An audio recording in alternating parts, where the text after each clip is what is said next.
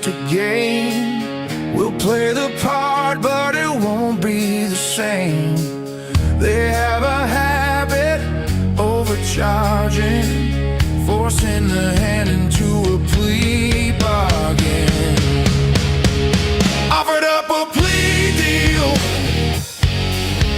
but I didn't do it for real. Turn the world against me, but I just wanna be free. I've got the facts, they've got the lies.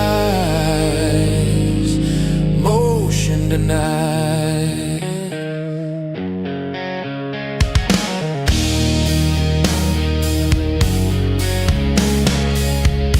They say they've got so much evidence. Trace DNA is taking precedence over unknown blood found at the scene. I think it's time someone just came clean. Offered up a plea deal, but I didn't do it for real. Turn the world against me, but I just wanna be free. I've got the facts, they've got the lies. Motion denied.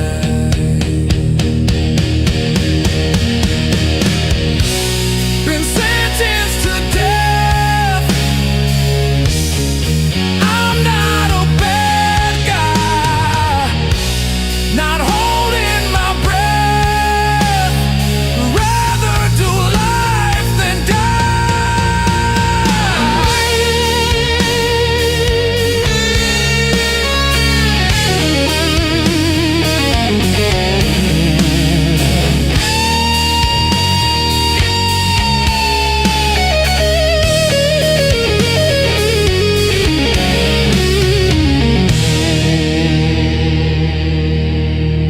offered up a plea deal, but I didn't do it for real. Turn the world against me, but I just wanna be free. I've got the facts, they've got the lies. Motion the night. Motion the night, motion the night, motion the night.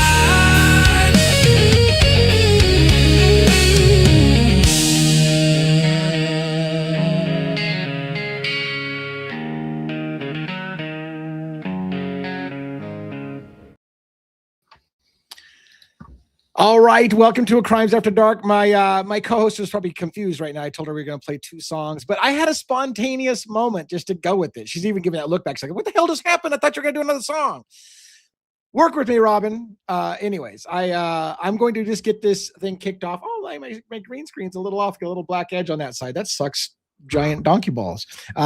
Look, Cy Ray just got done with a 3.5 interview on the Custody Queens Off the Clock, and it was indeed bombshell stuff. I have taken so many notes that I have barely had time to compose the notes. I couldn't organize the notes. I told Robin, look, let's just do the best we can to get through all of my notes, and then we'll do a panel discussion, a fuller panel discussion for tomorrow's Friday Night Fuckery, where we're going to talk more in depth. But I want to give you, some of you have decided to come here tonight to hear the Devil's Advocate's take. What did you think about what Cy Ray just said?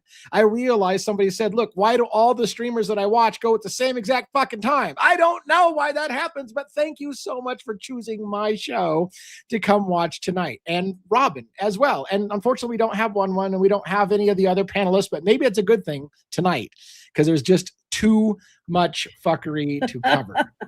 How you doing? We're loaded for bear. That's the way I feel. Loaded for bear. So I see a lot of really cool people in the chat, and I would love to have some Yeah. of you people up on screen with us. But again, tonight we just have a lot of stuff to go through. Some of you, I think, do want to hear my opinions and my take on it. So we're going to cover that as quickly as possible. Robin is free, of course, to tell me how she sees it or the parts that she saw as well. It's because Robin and I, we know that we have a lot to cover. So we'll just keep this thing moving. But on the Friday night fuckery, we'll open up the floodgates and maybe we'll stay a little longer and we'll chew the shit out of it as a group and we'll have guests on, stuff like that. But you ready to get at it, Robin? Are you ready? I'm ready. Let's do it. Holy shit. Right on. First, oh my God, this. So first of all, let me say this. Custody Queens off the clock. What an amazing job. And I want to say kudos. They brought it. Sam, Kristen, and Ron all got feisty and fought back against Cyree when he was kind of waffling a little bit or not making sense, and they got frankly a little pissy with them at times. I loved it. I was really afraid that they were going to soft pedal it. Even myself might have been inclined to soft pedal a little bit more than they did. They gave it to him a couple times, really challenged what Cyree had to say, and I love that about them. What a great interview. They did top-notch job. That team really deserves your full watch. So make sure after you get done, don't do it now. After you get done watching my analysis of it, go back and watch the raw interview if you want to see your own opinions. Because I want you to stay here selfishly for our channel and our success. So be it. All right. Biggest bombshell number one. I've got like 17. I got like 17 highlights, and then we're going to get into the notes. Well, Bombshell number one. Yeah, go ahead. And I'm glad because of work, I did not see. I know. You were behind quite a bit of it. So I am extremely excited to hear your thoughts. And I'm just excited to be here and be doing this. So let's go, man, go. So here is my bombshell number one. Cyree basically said an appeal is coming. An appeal is coming, and some of Hitler's motions will not survive appeal. They will, he said, the defense will get another bite at this. Those are enormous things for anybody who's been watching this case. And is anything going to happen? He all but said he knows it is happening. An appeal is coming. Cyree said, again, Hitler's rulings, some of his rulings will not survive the appeal. That's some of the good news for some of you that watch this. There's a lot of really bad news that I'm going to break down what he said. But the good news is he basically said appeal is coming, and that Ann Taylor has been playing chess, that she has been working on this. Everybody's acting like she's playing checkers and she doesn't know what she's doing. He's basically hinting that Ann Taylor has been playing chess. She took the plea deal to buy him some time for the appeal, and it will be appealed. That's my takeaway. Now, that's my interpretation from what he is saying. There will be an appeal. It is coming. Now, here's the super other half the part you're going to hate hearing.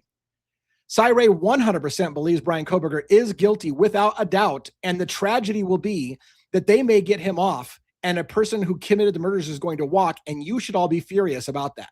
He may actually get his appeal. He may actually walk, and you should be furious about it, because a killer will walk free because he did these murders. And if you all knew what we knew, you would all believe that he was guilty too. As he stated several times, 10 out of 10 juries would have convicted Bryan Kohberger if it had gone to trial. It's a shame, he said, that it didn't go to trial, because now that they fucked up the case and the appeal's coming, he may walk, and he's a murderer who's going to walk free, and we should all be worried about that. In the end, he says, we should be furious at the judicial system for failing us in this case.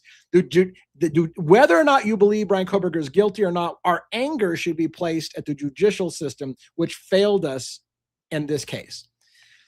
Now, don't shoot me. I'm giving you my interpretation of what Cyree said. And I know, Robin, I don't know if you saw enough of it to hear him say those things, but those are the kind of the gist, some of the big bombs that I believe he was saying. Yes, I did hear those, and I do have my own thoughts about that, but I will let you continue on for now. All right. Just feel free to pipe in when you get pissed off. I will. Another thing that Cyree said on my bullet points of highlights, and I'll get into the meat of it as we go. Dylan and Bethany are nothing but victims, and shame on everyone for treating these people the way they do. They are victims. We should all be ashamed of ourselves. It's horrendous what we do and what we say to them. They are poor girls that suffered a huge tragedy, and everyone should be ashamed of themselves. That was one of the major things. Even when the custody queens pushed back about why did they take 8 hours to make the phone call, blah, blah, blah. He said, look, I admit they did some stupid things, but they're scared little girls, and you have to understand that happens all the time. Even, he said, in his experience, and by the way, Cy Ray told us at the beginning, I'm law enforcement. I was law enforcement for 20 years. As I was approaching my 20 years, I decided to move over to this software. He still called himself we in law enforcement. Many times he said we in law enforcement. He still considers himself law enforcement.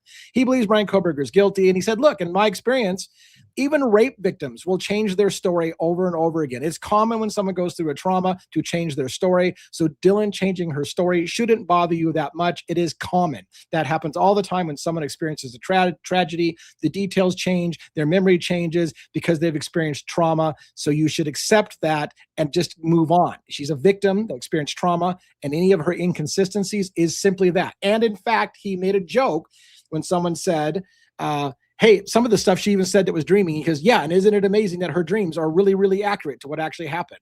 So he believes even her comment of it may have been a dream should be taken seriously because it's pretty much exactly how it happened in his view. So that'll piss some people off. I know that'll piss some people off. Again, the shaming of anybody who questions that thing. And basically what he was saying, mostly what he was saying is people who suggest that those girls were involved in the murders. Well, I think that there's a middle ground. You don't have to say that the girls directly killed anybody, but you could also say that there may be reasons for them to have not been honest about what happened. And that's the middle ground I don't think he took. He took the either you're saying, if you questioned them, that they participated in those murders and those girls didn't participate in the murders. But maybe there's a middle ground. Maybe they knew somebody that did the murders or something to that effect. And he didn't go to that. All right. One of the things that he said also that I took personally, and I interpret things a little bit differently than other people, was, Amanda says, you do not compare Dylan to a rape victim. I understand, but he did. He just stated that even in rape situations, when someone, but anyways, yes, I agree.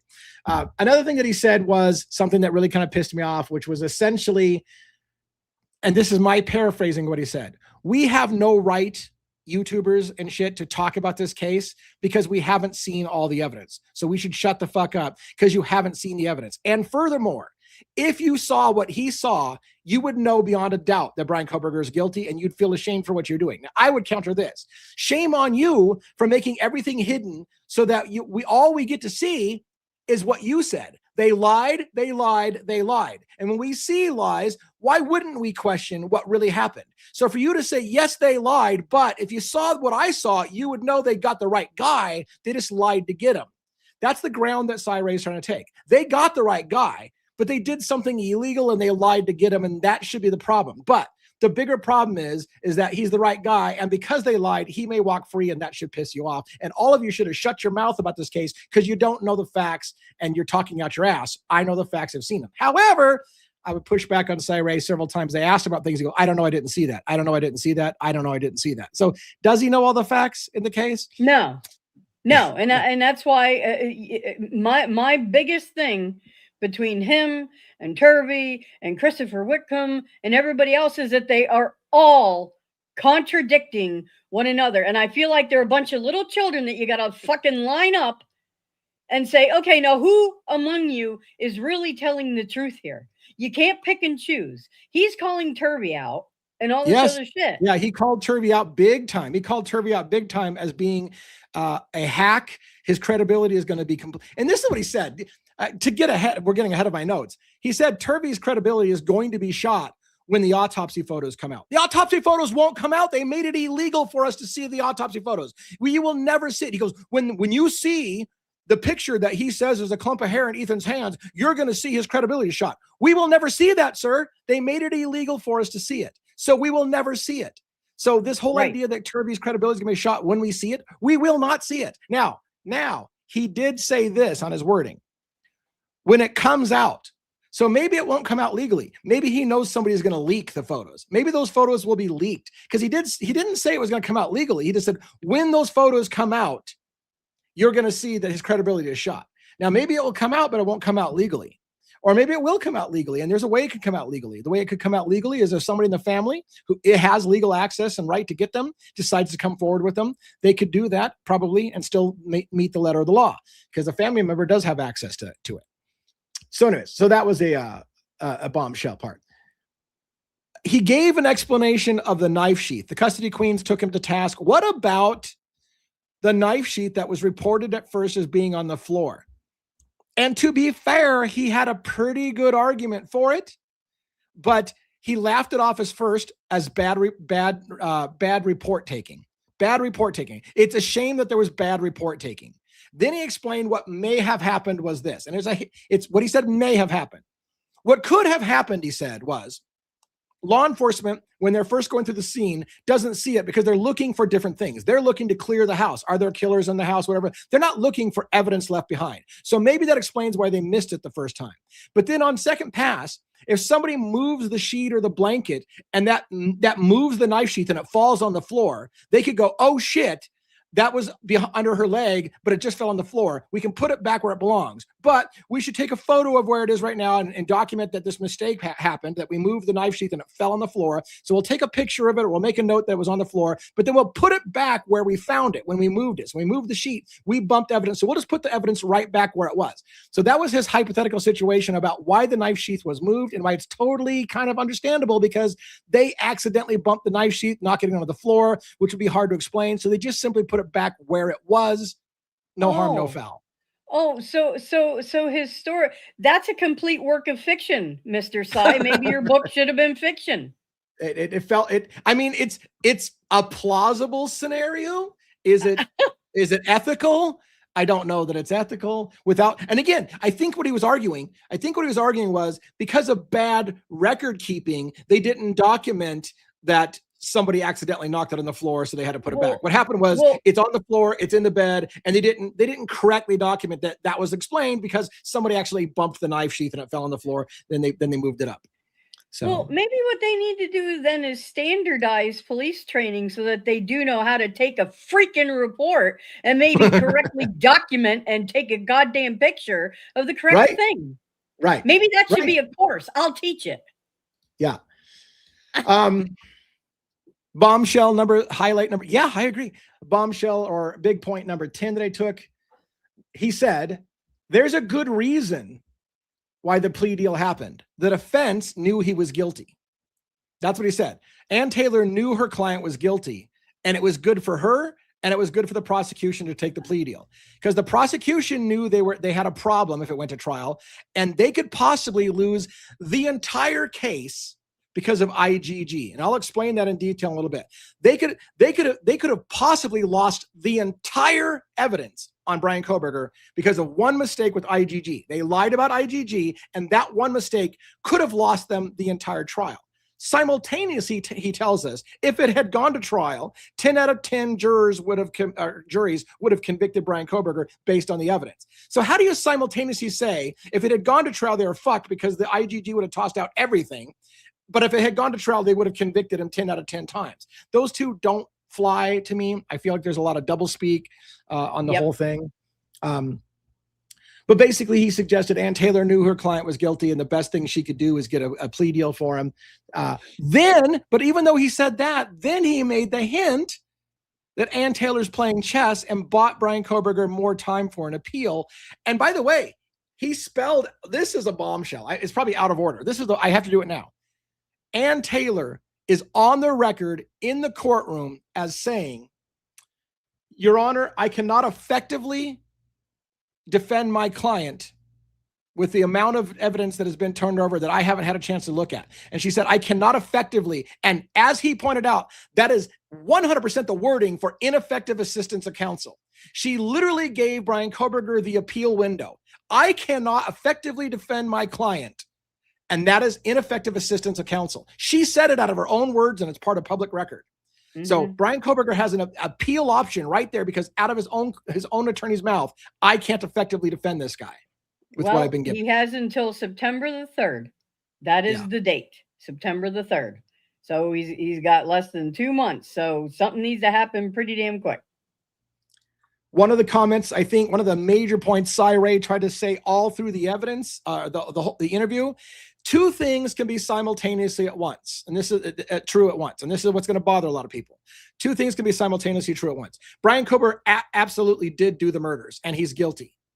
But they fucked up the investigation, and they wouldn't have gotten a conviction if it had been tossed, if the key evidence had been tossed out. And he said those things can both be true. Bryan Kohberger can be guilty and still could have walked because they did some fuckery. So I agree with him. That could be true.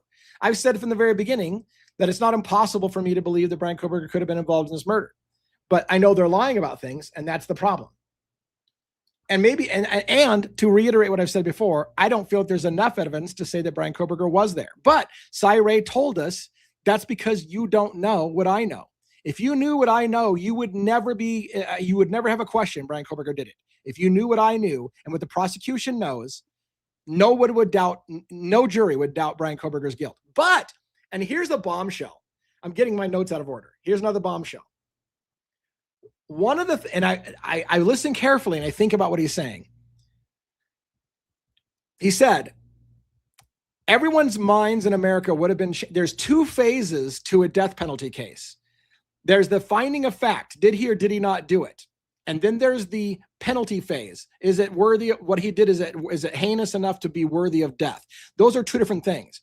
When you move past the guilt phase, if the jury had found Bryan Kohberger guilty and moved into the penalty phase of, is it heinous enough to deserve death? He said more evidence is allowed to come out during the penalty phase. And if people had seen what would come out during that phase, including character witnesses and things like this, it would change everybody's opinion about what happened. And what I read between the lines is what he's trying to say. Bryan Kohberger did do the murders, but if you understood why he did them, you might think a little differently about why the murders were done. That's what he's hinting at. When you get to hear why the murders were done, it might have changed everybody's opinion. So they would have found him guilty in his opinion, but had it moved to the penalty phase and more evidence was brought that we got to hear, you might have second thoughts about why it happened. And that's interesting. I'm not saying that I agree with him, Bryan Kohberger did it, but what I'm saying is it sounded to me like he said everybody's opinion in the whole case would change if it had moved to the penalty phase and we were allowed to hear why it happened or what the mitigating circumstances were. That's wild to think about. Again, my point 12, which I got ahead of a little bit, is Ann Taylor did say in court that she cannot effectively represent her client in open court. That is totally the same thing as ineffective assistance of counsel argument. A plea deal is totally on the table still, he said. They will, Cy Ray says, they will get another bite at this apple. He said that more than once. They will get. Not I think they will, not that they probably will. And maybe Cy Ray is just giving his opinion. But twice he said they will get another bite at this apple, which indicates to me that he knows it is going to be appealed. So for those who are saying, DA, are you really sure? Do you really think anymore it's going to get appealed? I wasn't sure. Time's running out.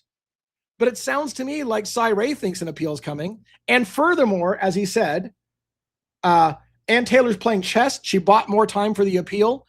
And Hippler's rulings, again, I said it early, several of Hippler's rulings will not stand up under appeal.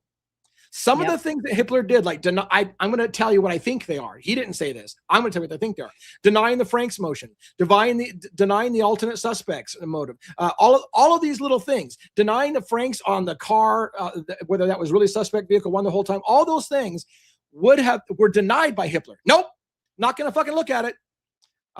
Cy Ray, I'm not gonna listen to this idea that there's a grand conspiracy going on, that cops are involved in. All of these things that he denied won't survive appeal, or a lot of the things that he did won't survive appeal.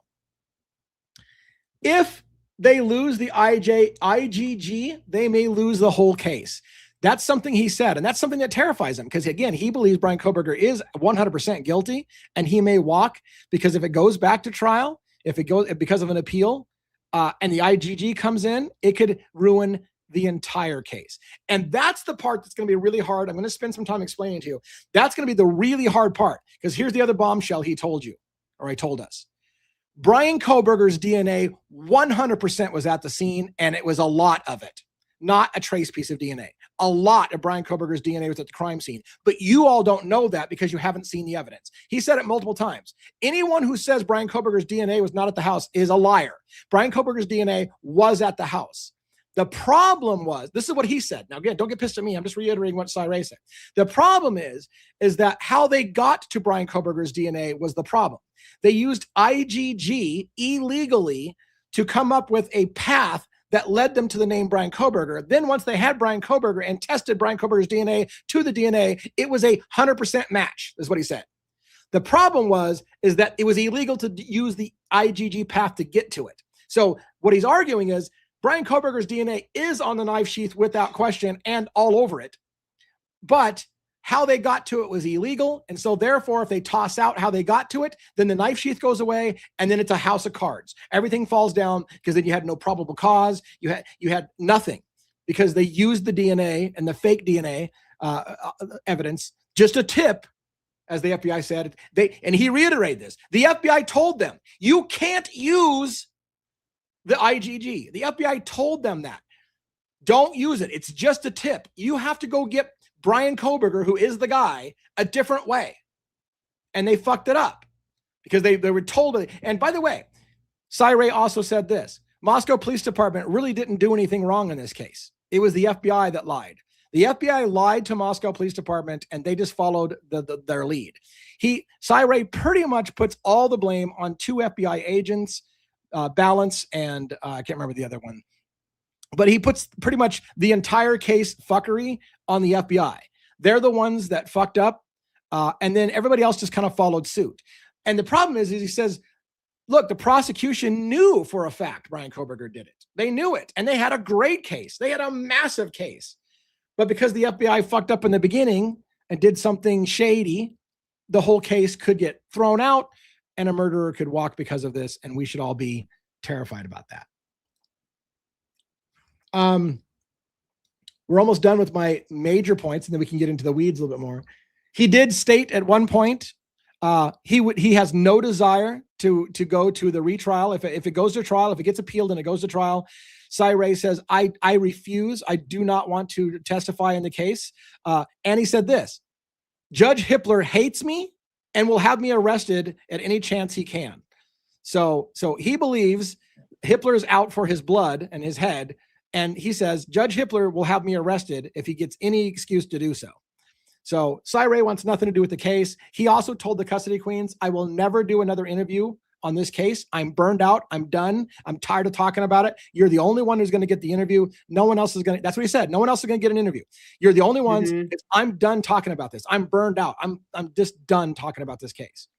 I'm going to give you my thoughts that I can, and then never talk about it again because I'm done. Although he is going around the country, he said, talking to law enforcement and teaching classes for free, he says, on how to make sure they never make this mistake again in another case because it was unnecessary. As he said, it was unnecessary to make this mistake. A killer may walk because they made a mistake, and he's trying to teach people how they can avoid making that mistake in the future. He also admitted, in his opinion, that the FBI, and I don't even think he said it was his opinion. I think he stated it as a fact. So I'm telling you what I think he said. The FBI created fake profiles and then lied when submitting Brian Koberger, the DNA on the knife sheath. When they submitted the DNA to IgG, which has a question on it, do you want to submit your DNA to the database where law enforcement's allowed to use it, or would you like to submit it where they're not allowed to use it? And people choose the option most of the time, 90-something% of the time or something like that, to not allow the law enforcement to use their DNA, because most people in America actually are a little bit afraid about giving cops their DNA that could be used to place them in a crime scene they might not have been at. What a surprise. Why would that be? But yeah, why would that be? Why do most people don't want to get... So anyways, so a person has to consciously say, I don't want the law enforcement to use my IgG. So what do they do? This is what Cy said they did. The FBI created fake profiles, lied saying they were the public, and lied to the answer, hey, I don't mind if if law enforcement uses this. And that's how they got to him, which was shady as fuck. And I know some diehards will say, not illegal though, not illegal, DA. Quit saying they did something illegal. They didn't do anything illegal. It was shady as fuck. It violated their policies, and it wouldn't have stood up in court. And if it doesn't stand up in court and the IgG path to the DNA was tossed out, so is the DNA. Everything after that is fruit of the poisonous fruit. They can't use the DNA if they got to it from an illegal means or an unethical, violating their own policy. So, as Cy says, this case shouldn't be really about guilt or innocence. That's not the real issue. The real issue is, did the judicial process fail? We should be mad at the judicial process. And I kind of agree. I've said something similar in the past. I don't have a dog in this fight. I don't care if Brian Kohberger did or didn't do it. What I know is that they're lying about shit. And that's essentially what Cy said. Yes, they are lying about shit. Yes, they did some things absolutely wrong. And they convicted somebody based on stuff that wouldn't have held up. If they had just taken a little bit more time, they could have done it right. That was his end result is they still would have got Brian Kohberger. They just did some shortcuts. And if they hadn't done some shortcuts, we wouldn't be about to let a killer go free, because he kind of hinted an appeal's coming. And it could end up in Kohberger walking for something that he believes he did. But again, the custody queens pushed back and said, really? Are you so convinced Kohberger did it? Kristen, I think, was like, tell me what it is that you saw that convinces you Kohberger did it. And he's like, I can't tell you because you haven't seen all the evidence. I've seen things you haven't seen. Trust us, bro, was a lot of what that was. Trust us, bro. If you saw what I saw, you'd convict him too. I'm telling you, he's guilty. But I can't tell you why. Trust us, bro. If you saw what I saw, you would know. And maybe he's right. Maybe if we saw what he saw, we would think the same way. But you know what we're not going to do? We're not going to get to see what he saw. No one in America is going to get to see what he saw. So we just have to trust them, bro. And I, for one, am not a trust me, bro kind of guy. All right. And then the last big bombshell, this was the big bombshell. When asked about the hair in Ethan's hand, he laughed, shook his head, and had disgust and said, this needs to stop. There is no hair in Ethan's hand. That Turvey said a clump of hair was in Ethan's hand is a lie. There's not a clump of hair. And there's not clumps of hair in the bed with Kaylee and Maddie. That's somebody else's hair. It's their own hair. So he said the hair in the one hair that was stuck to the bed frame is probably Xana's hair, because it was her bed and her hair stuck to the frame. There is no clump of hair, he said. And this is what he said, and when you see the autopsy photos, his credibility is going to be shot. We will never see the autopsy photos, sir. It's illegal for us to see the autopsy photos. So I guess it still falls down to, trust me, bro. I tell you, there is no clump of hair in his hand. It is just debris. Turvey says, I saw it, and there is a clump of hair in his hand, a significant clump of hair in his hand. Christopher Wickham said, I've seen the photos, there's a clump of hair in his hand. But he says they're both liars, and when you see the photos for yourself, you'll see they're liars. But we will never see those photos unless somebody leaks it. So that's the super frustrating part. Cy, by the way, did say that he walked the crime scene, I believe. I was kind of surprised about that. All right. So that's the highlights, Robin. Now I've got detailed notes. Do you have some thoughts? Is there any high level stuff you want to hit before we get into details? My whole thing is that there are probably very few people that are telling the absolute truth here. And I would like to know whether Ann Taylor is now going to roast him the same way that she did Turvey. Because he's talking about the, if we saw the evidence, we would know, like he does, essentially, that Brian is guilty. Well, I wonder how Ann Taylor feels about Cy saying that. Yeah. I'm really curious. Although he did say that she was playing chess, that Ann Taylor's playing chess and she knows what she's doing, and the appeal's coming, and good for her. She's got a major case now because they fucked up the IgG information. So we'll see. I don't know. I don't know that she will. Like, he made it sound like he's convinced that she's going to file an appeal. Yeah. I don't know that she will, because I'll believe it when I see it filed. Yeah. In defense attorney's land, getting the death penalty removed is a victory. Why would she fight it any further? I don't know why she would fight it any further. She got paid. I don't know. It seems like it might be a risk for her. But now, if Brian wants to appeal, she can't prevent him from appealing. And like he said, the key I took away was She said in open court, I can't effectively defend my client, which is the same thing as the ineffective assistance of counsel defense in the post-conviction relief. So if Bryan Kohberger takes those words from his own attorney, my attorney said she can't effectively defend me, that's ineffective assistance of counsel. All right. So to get into my notes, again, very, very early in the interview, Cy Ray did admit that he thought that Moscow Police Department didn't do anything wrong intentionally.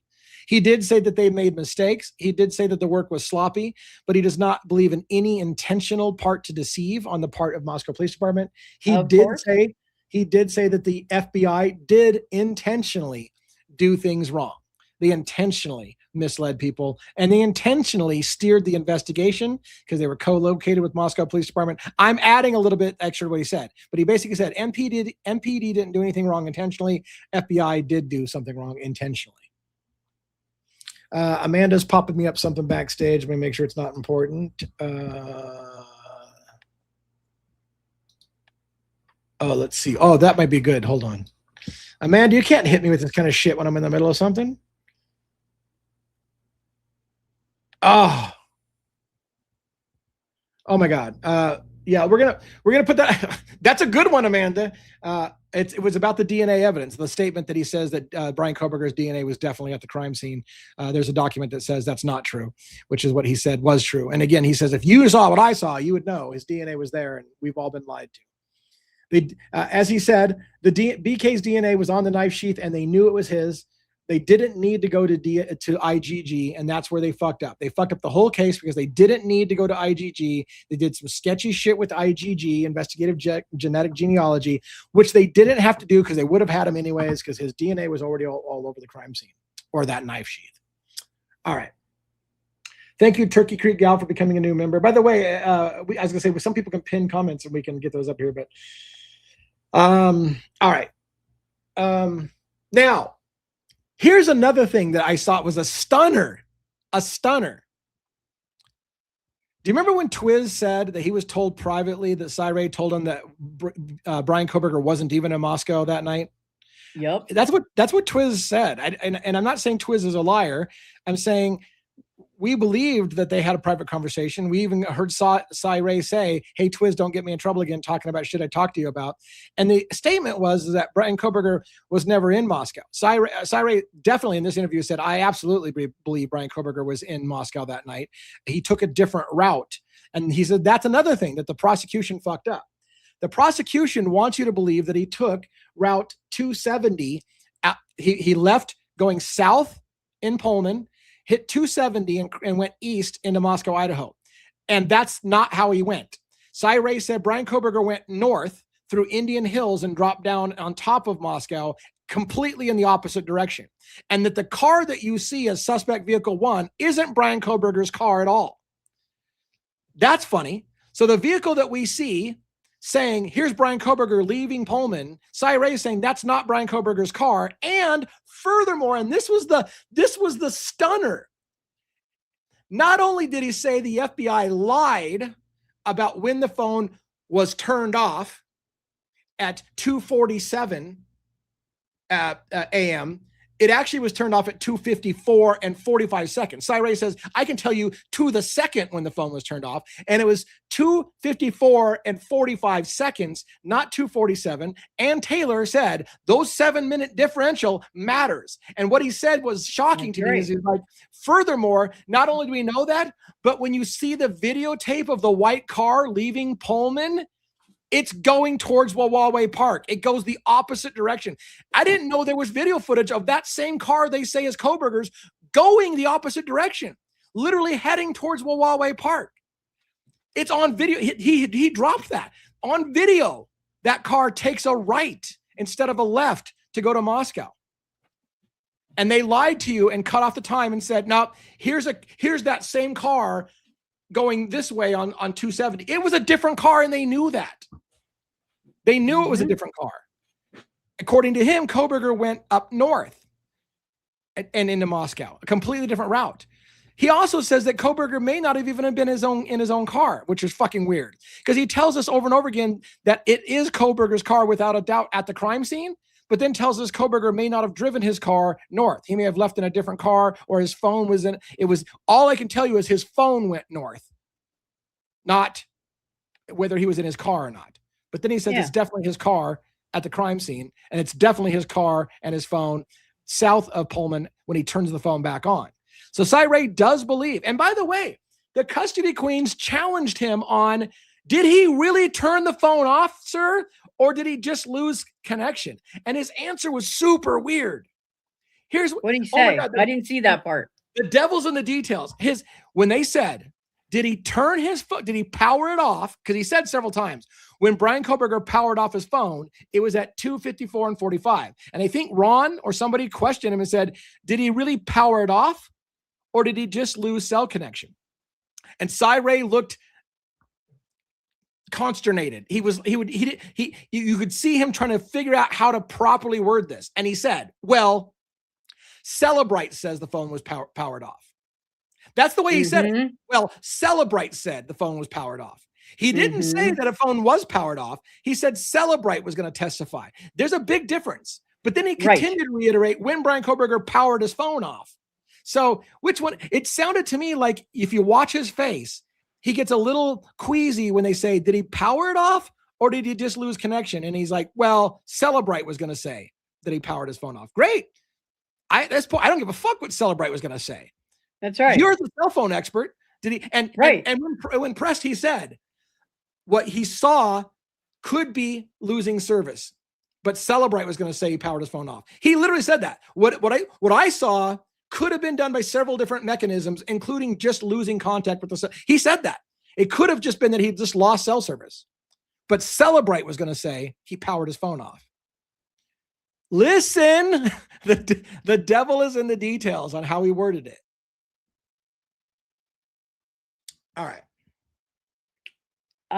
One of the things I would like to suggest to law enforcement out there in smaller communities, do your own freaking work and maybe not rely on the FBI, who is apparently lying out their ass on this case and who knows how many other cases. Do your own work, write the reports correctly, be accurate, and maybe this kind of horseshit won't happen. Yeah, and as some people said, look, all cases usually end up being a battle of the experts. You're going to have one expert that says something and an expert that's going to say the absolute opposite, and then you got a jury that has to decide which one of the experts is more believable. And a lot of times that comes down to personality. Did I like the way did I like the smell of his cologne as he walked by? Like, it comes more down to how you felt about the person than whether or not you really understand the argument or not, honestly. But because a lot of times juries can't understand the nuances of the technical, and they see two experts arguing. They're like, well, I don't know which expert to believe. Which one do I feel better about? I kind of like the way that person talked. I'm going with that guy. Yeah. Or you go with I think this person's guilty, so his expert must be right. I think this person's innocent, so I'm going with that person. Like, it has more to do in the jury's mind with what side you want to support than whether you think they were credible or not. And that's just real quick. That's part of the, Lee, we're always talking about the way that our legal system is broken. This isn't a fucking sporting match, people. Yeah. This isn't football. It's not soccer. It's not the Olympics. This is people's lives. And we have 4 people who are dead now. And I don't believe that justice was served at all, and I don't know that it ever is going to be, and that is a travesty. Yeah, I agree. So he wanted to make it clear, Cy Ray wanted to make it clear very early in the interview that Cy believes that Brian Koberger very plausibly did do this crime. That was his wording, very plausibly. He didn't, at times he would say, it's plausible, and at other times he would say, if you saw the data, you would know he did it. So, but he also have to be careful, because you can't say he did it, especially if he finds out that later on he's exonerated, then you can get in trouble for saying he did it when he didn't. But anyways, so he says it's very plausible that Koberger did it, and he wants people to know Brian Koberger's DNA was on the sheath. It was not just a family member's DNA or some match to a family member. It was Brian Koberger's DNA itself. He said that multiple times. Brian, and it wasn't just trace DNA. Brian's Koberger's DNA was on the knife sheath. And that's the problem, again, because what he's saying is, even though you haven't seen it anywhere in the records, trust us, bro, Brian's DNA was all over it. But the problem is they got to it through some IgG fuckery to get his name. That's how they knew who to look for. Then they got his DNA and compared it and go, yep, that's 100% match. But how they got to his DNA, like they can't just go around and say, you know what, I think you might have done it. Can I get a buccal swab? Like they have to have probable cause. They didn't have probable cause. The probable cause was bullshit. So what he's basically trying to say is they got the right guy. There's no arguing that his DNA was there, but they probably shouldn't have done it the way that they did it.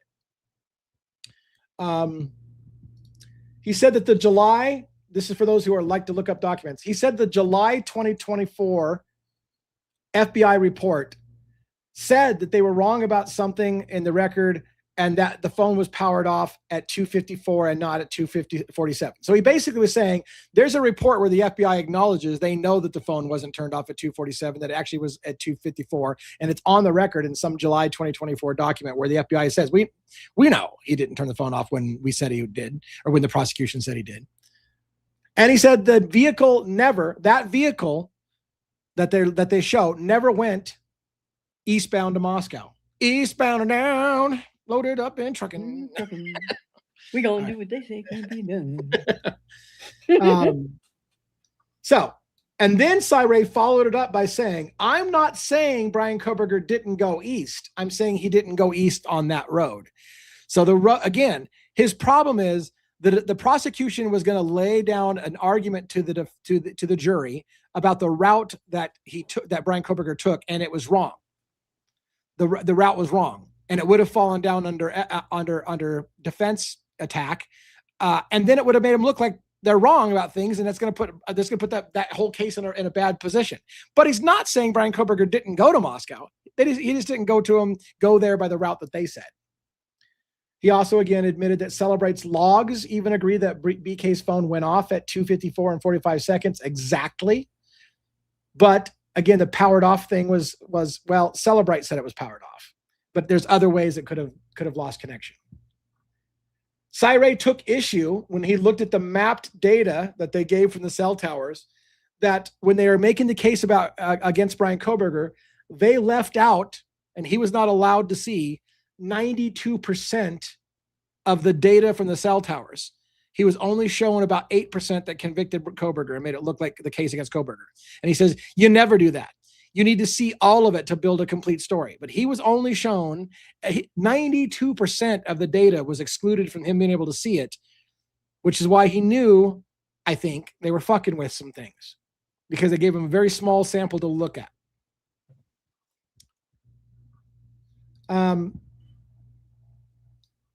He had a line here that I put at the time, maybe it was unintentional, but now years later, it's totally intentional. I think he was talking about at the beginning, maybe nobody intended to lie about stuff, but now after it's been 2 years, 3 years down the road, they're definitely lying about stuff now to cover their ass. Maybe they didn't intend to lie from the beginning, but now that they're, as I say all the time, in for a penny, in for a pound. Once they started lying and they realized they were caught in their lie, they had to keep the lie going. And so now they're continuing to build on it, and they're definitely lying now. No one peer-reviewed the work that they did on the cell towers. They told a story, and nobody checked their work. That's what he said. He said, if you look at all the evidence, it's really strong against Koberger. Them leaving things out makes their case weaker. It's actually very strong against BK if you saw all the evidence.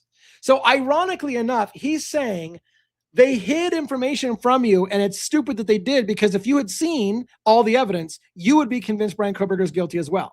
But they weakened their case for some reason, he says, by leaving shit out when it would have been a more compelling story if they'd shown all the evidence to people. That part, there was parts of this interview I'm confused. I'm like, what the fuck are you trying to say? Like, why would they leave shit out that makes their case stronger? I don't even understand what was your logic for why they would leave shit out that makes their case stronger? All right. Again, he reiterated that the route back to so he said the route back from Moscow after the murders that they say Kohberger took is wrong. If you map it out, you'll see a completely different road, a route that he took.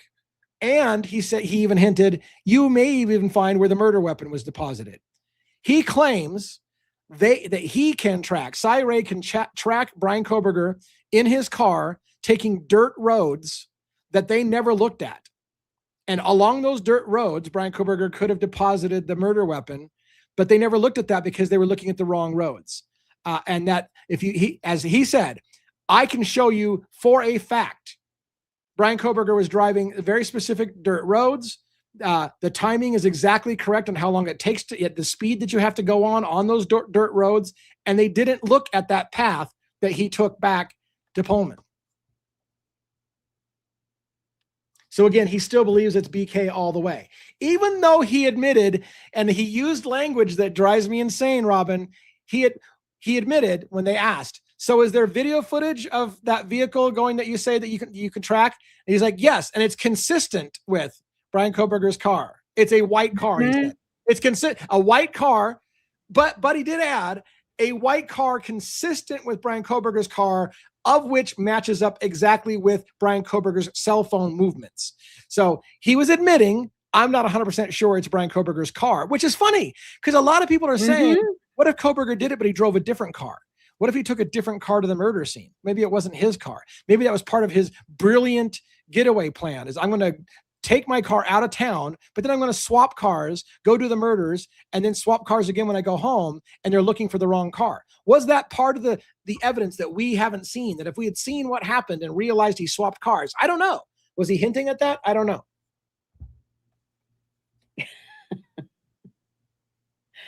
Isn't it confusing? This case gets more confusing. For me, from all of these people who have put out a book or they're experts or whatever, there's too much talking out of their asses.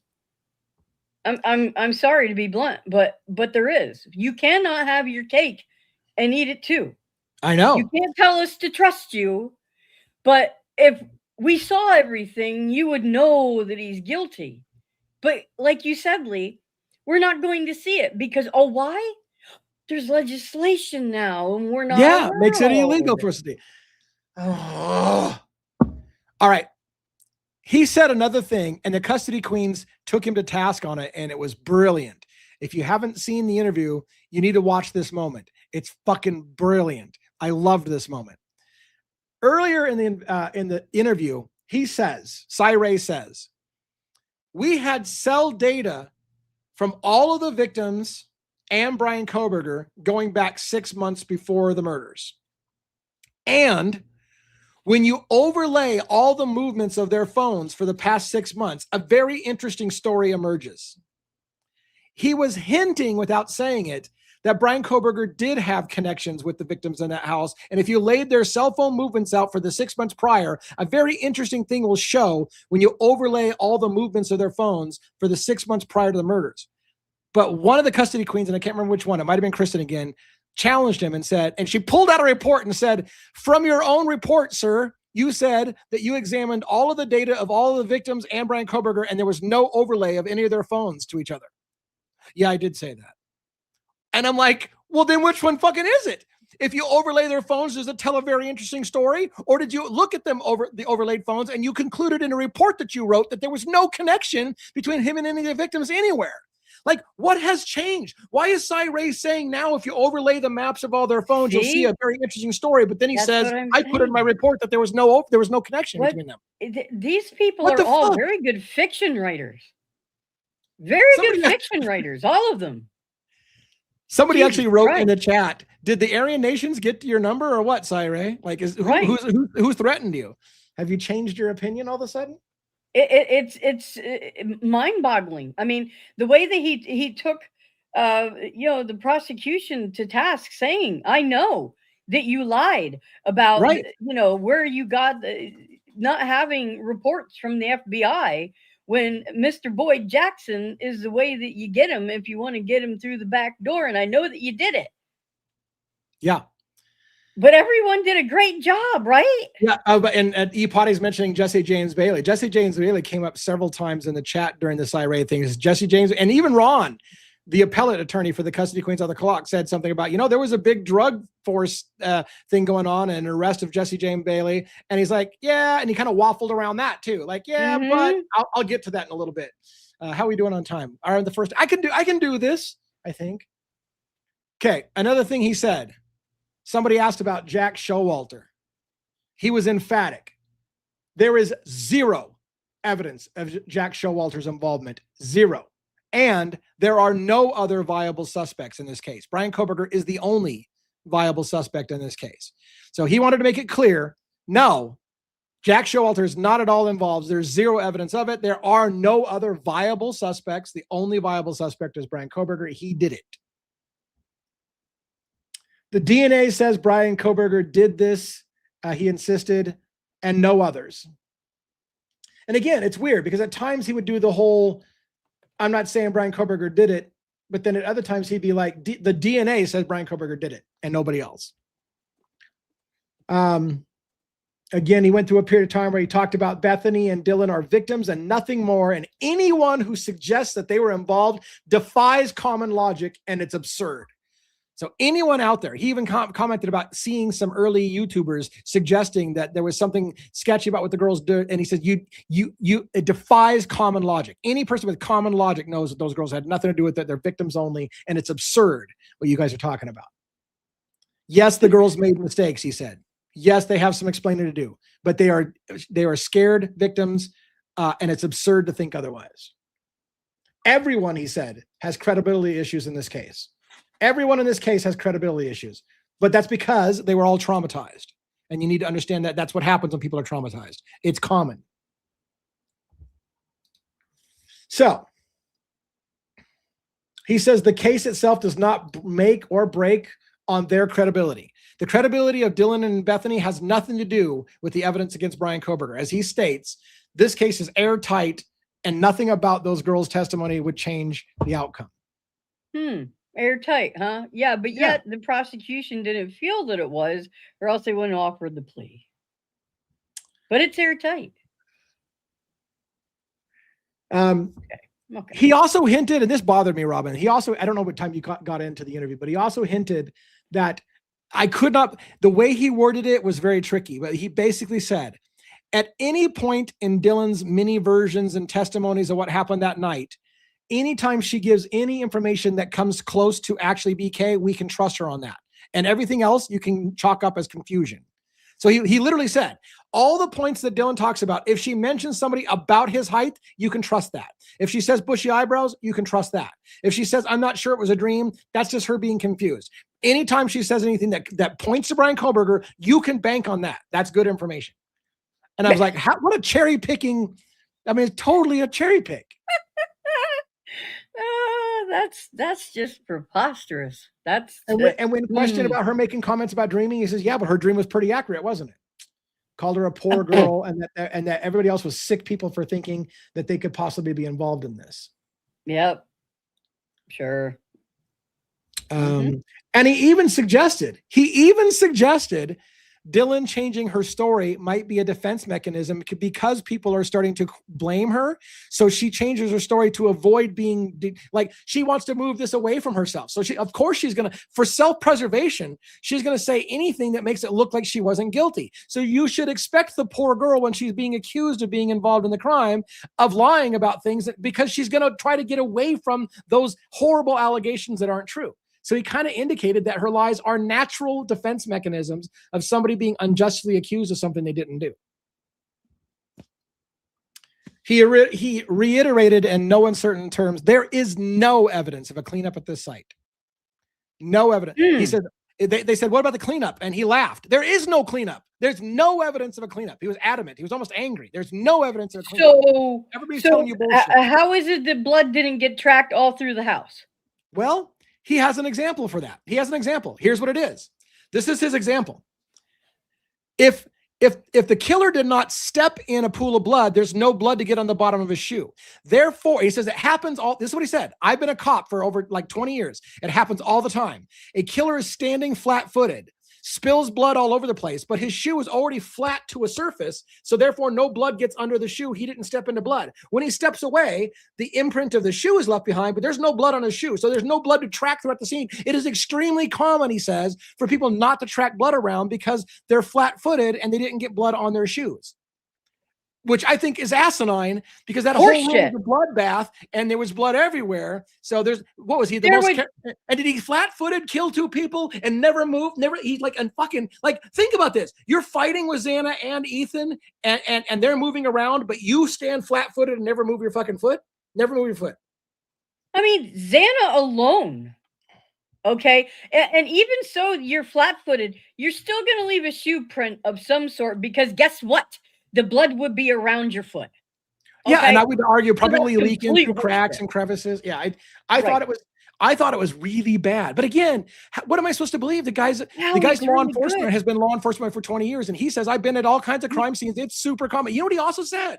He also said, "Look, without moving at all." Wow. I've been at crime scenes. He said I've been at crime scenes where a bloody body was thrown into a trunk and left no DNA behind. So anybody who thinks that Bryan Kohberger couldn't got back into his car without leaving DNA, you don't work crime scenes. I do. I've seen bloody bodies thrown into a trunk and leave no DNA behind. That's what he said. So now he's a blood analyst. Glad I didn't listen to that. I don't care to hear the shit he's talking. Yeah. Here's another thing. He brought up, this was an interesting, I never considered this. To be fair, I never considered this. He brought up an idea I hadn't thought of. He says, anybody who's watched Dexter should be able to have an explanation of how Bryan Kohberger could have not tracked any DNA into his car. Essentially what he was suggesting is Bryan Kohberger could have cellophane wrapped his entire car, his seats, his steering wheel and everything in plastic wrap, got in there covered in blood, and then just wrapped up all the plastic wrap and threw the plastic wrap away. That's how, and he didn't say that's what happened. He just said, if you've even watched Dexter, you know there are ways like Dexter does, which is putting plastic sheeting down before you kill somebody, that will capture all the blood. So maybe Kohberger wrapped his whole car in plastic sheeting.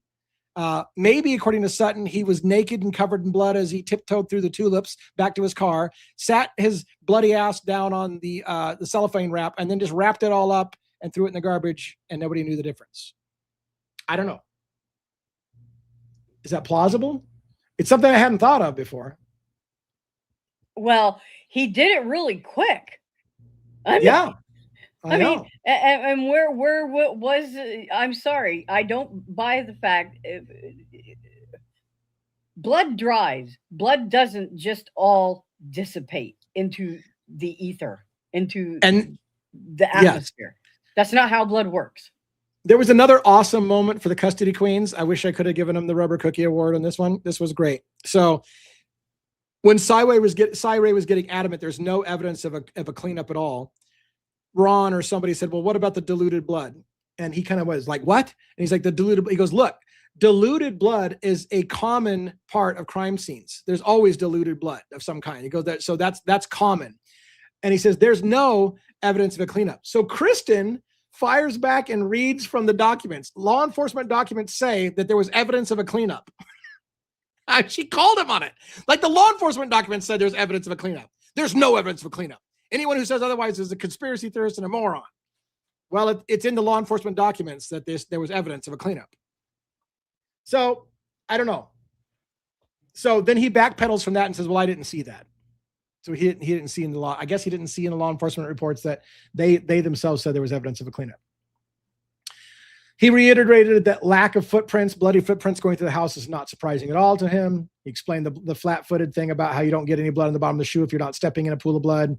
So therefore, there's no issue with no footprints being tracked out. He did admit there was a footprint outside of, he didn't say outside of Dylan's room, but he said there is a footprint that's been talked about a lot that turned out to be somebody else's footprint. What he's not trying to say is Dylan's footprint is maybe in that blood, but not the killer's. But they wanted you to believe for the longest point that the killer left that latent shoe print on the way out. Yeah, but then didn't. That was part of their evidence. Yeah, so stepped in a pool of blood, leaving that latent shoe print, but then didn't track that blood all the way through the back of the house and out the backyard. None of that got tracked out because it makes total sense why you don't leave any blood behind. Let me take a look here. And as far as the flat-footed part, your foot inside might be flat, but sneakers, or there is some contouring. So even if you're flat-footed, inside of your shoe sole and the tread is going to flex. So blood is going to seep underneath the shoe anyhow. We did. Somebody asked if they talked about Molly. We did talk about Molly, and it's in my notes, and we will try to get to that here tonight too. They did talk about Molly. Yeah. But let's keep going on some of these notes because Molly's a little bit later down. Here's a bombshell. Here's a bombshell. They asked, how come there's no transfer of blood from one crime scene to the other? Why is Kaylee and Maddie's blood not found in Xana's room and vice versa? And he kind of looked like he was confused. And she goes, there absolutely is transfer of blood between the scenes. And I was like, what? And they were like, what? And he's like, sorry, you guys haven't seen all the evidence, but there absolutely is transfer of blood between the two scenes. You just weren't told about it and you haven't seen it.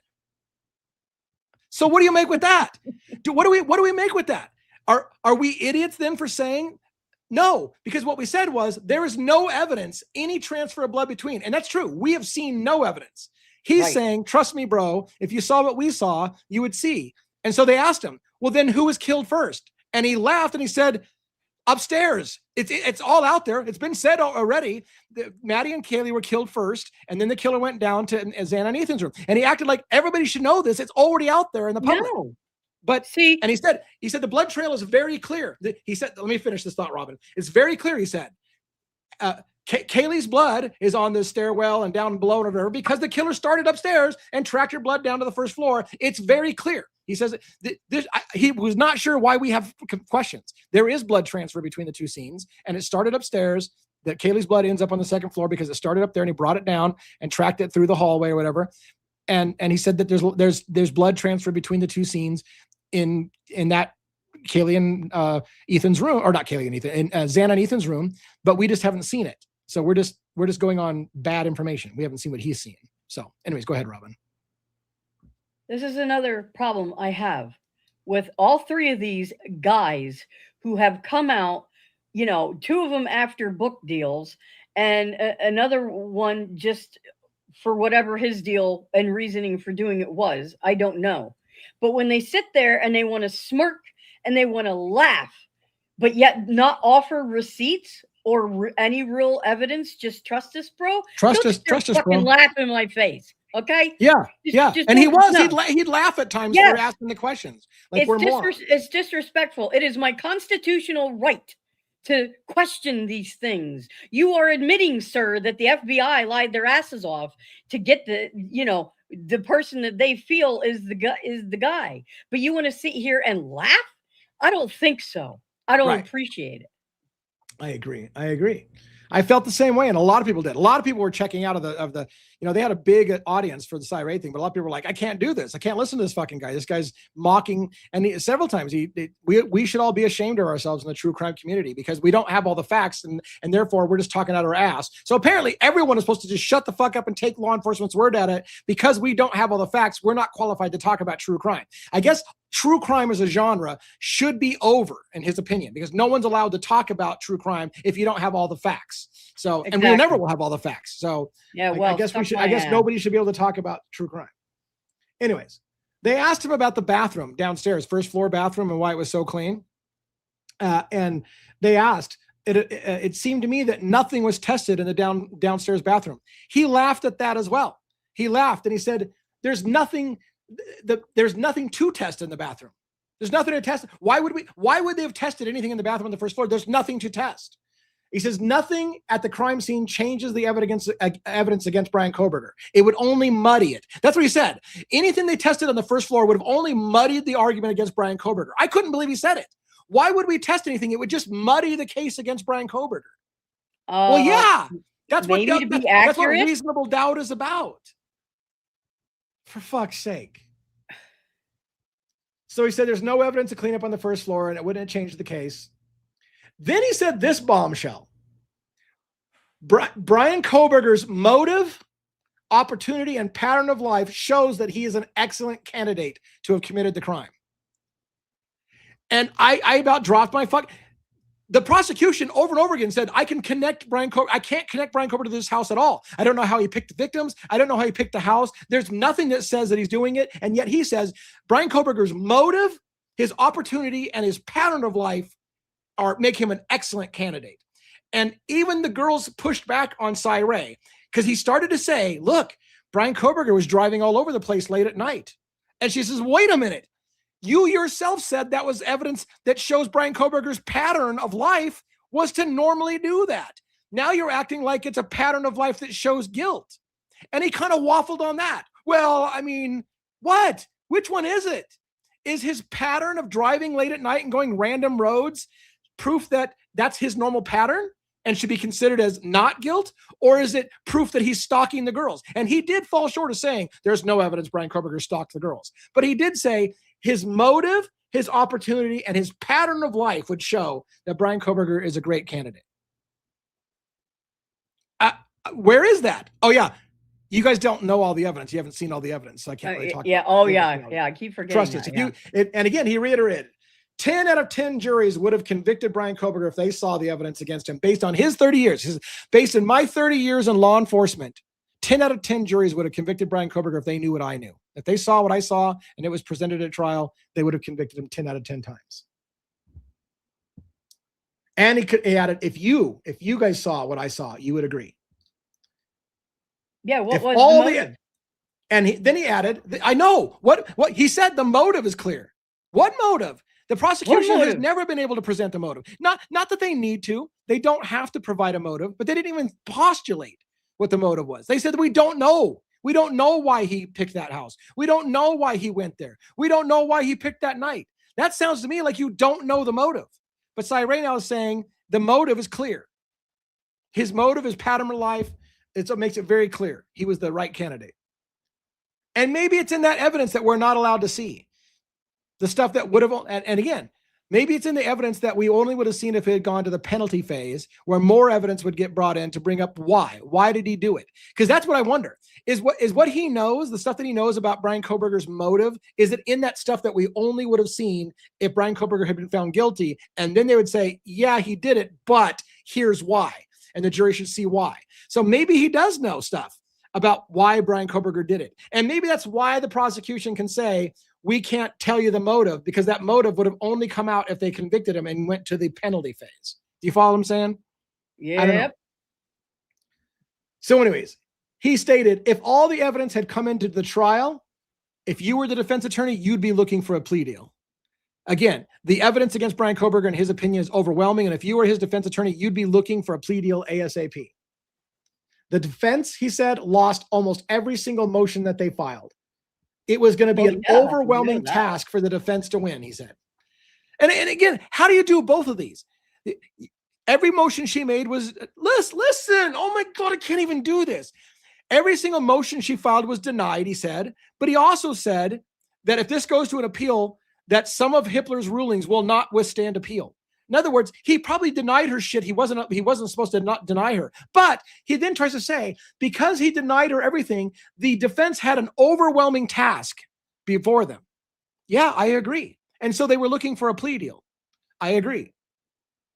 Bryan's activities that night are very suspicious, Cy Ray said.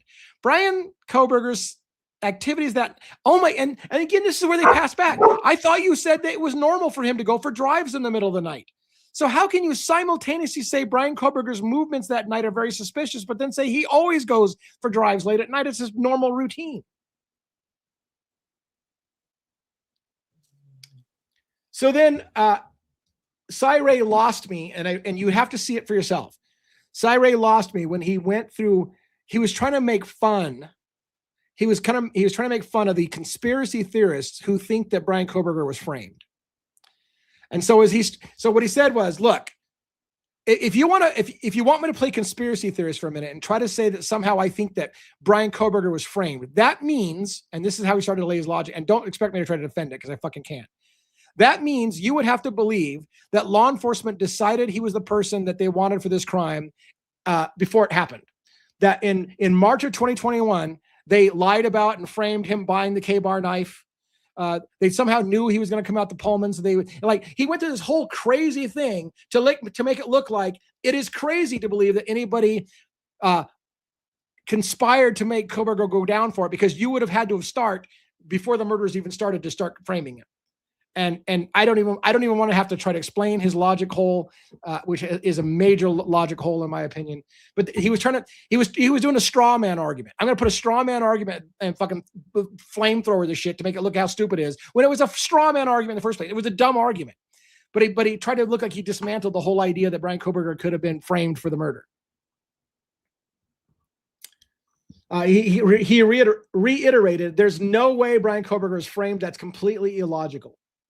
Sam from the Custody Queens pushed back, saying that you said he routinely drives random ways. So he's just kind of like, yeah, true, but there was something odd about what he did that night. Like, you can't have it both ways. Which one are you doing? He reiterated that we all have to accept the knife sheath was there with Bryan Kohberger's DNA on it, and that it was in a significant amount. Why do we all have to accept that? Nobody's been shown that. Nobody in the public documents has been shown that. Oh, wait, no, you guys haven't seen it, but you have to trust us, bro. His DNA was all over that knife sheath. And it's not, he said, he clarified, it's not trace DNA. It's a lot of DNA, he said. That's what he said. So if it's not just a little bit, why did the FBI have to fucking finagle shit around and violate their own policies and everything else if there was so much overwhelming DNA? And that's his point. The point he's trying to make is they already had Bryan Kohberger. They didn't have to lie to get to him. So why did they do it? So I just want to make sure they don't do this again and they lie, because they could have just gotten it through good old fashioned police work, but they tried to take a shortcut and they tried to speed things up. So they used IGG and lied about a few things and put some shit in there and they didn't have to, because all the evidence was there. They had him already. It's inconceivable to me that he believes they already had Bryan Kohberger, but somehow they would fuck their own case and lie about shit to get to him if they already had him. How do you tell everybody they already had Bryan Kohberger? They already knew it was him, but then they lied to get to him. Why would you do that?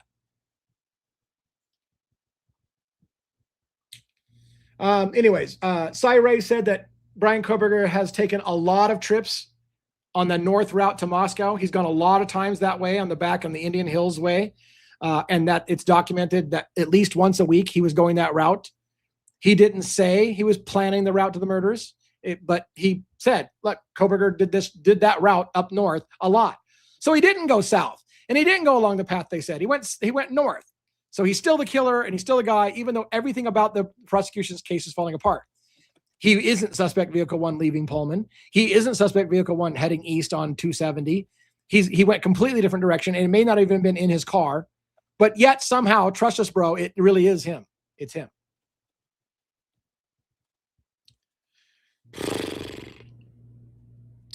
Cy did admit that there's no evidence that Bryan Kohberger ever sat outside the house and stalked the girls. Cy Ray insists that he did turn his phone off and turn it back on and not just lost cell service.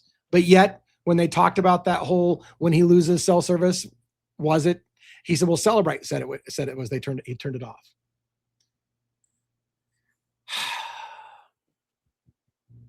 And then he said, if you wanted to, this was the craziest thing. They were talking about all these, they were starting to bring in, the custody queens are starting to bring in ideas of all this other evidence that looks sketchy, like alternate suspects and people with motives and blah, blah, blah. And he says, yeah, it would be easy for you to confirm your bias that he didn't do it. That's what he said. Cy Ray says, yeah, it would be easy to confirm your bias that he didn't do it. Well, isn't that the fucking Constitution? The presumption of innocence until proven guilty in a court of law? Like, how do you with a straight face go, oh yeah, it would be easy to put doubt in people's minds? Yeah, that's what you're supposed to do. You're supposed to prove them guilty beyond a reasonable doubt. A reasonable doubt means you're allowed to present reasonable doubt. You're allowed to do the bias that says, maybe he didn't do it. Maybe this guy did it. But he's like, well, yeah, it'd be easy to come up with theories about other people that could have done it. Yeah, that's the whole point. Cy Ray does seem to think, in my opinion, that there will be a, quote, second bite of the apple, meaning that and he said, this case is not over. There will be a second bite of the apple, which makes me think Cy Ray at least believes this is going to be appealed and they're going to win the appeal. And then it's going to possibly go back to trial. And then we'll have to see. Can they excuse away the IGG information? And maybe they will. So here's the thing that worries me, because I don't know this part about trial law well enough. If it gets appealed and if it goes to trial, can the prosecution just change their strategy and not even mention IGG this time and just say, well, you know, I don't know how you can, because you have to start with the probable cause affidavit. You have to You have to start with the reason you arrested him. And if the reason you arrested him in the first place to start your whole prosecution was based on lies, I don't know how you get around that. Yeah, which I is don't why know how you unring that bell. You can't unring that bell. You can't, which is why I think Cyree said the tragedy may be a killer may get off for this, and you should be horrified at the idea that he may have done this and he may get to walk on it because they fucked up and did something stupid that they didn't have to do. And he said that should infuriate you. I'm sorry. A slop, Essie, a sloppy kiss for the like. Also, stiff pineapple for Cyree's arse. Wow. Yeah. Well, I'll second that for the. Yep. I second that for sure. So one of the things Cyree said is thinking that Brian Koberger. Oh, sorry. Bethany Funk. Thinking that Bethany Funk or Dylan Mortensen are anything other than victims is only made by illogical people. So that was his statement. Only illogical people suggest that Bethany or Dylan had anything other than victims. That is completely illogical in his mind. And I don't think that's fair. It is not illogical to question. It is not. The detectives in the case sometimes questioned it themselves. Are they illogical? Also, this was really super weird. I think Ron started to ask him questions about the girls' cell phone activity, which included things like checking job sites or whatever during the time that they said that they were terrified in the room down below, whatever. And when he mentioned some odd behavior that she did, he laughed that off and said, I'd be careful about thinking what you think you know about the girls' cell phone activities. Well, it's in the fucking documents. It's in the legal documents. But he laughed and said, I'd be careful before you make accusation what you think the girls were doing on the phone. That's not true. So is it not true? Because it's in the legal documents. It's in the documents about what they were doing on their phones that eventually came out.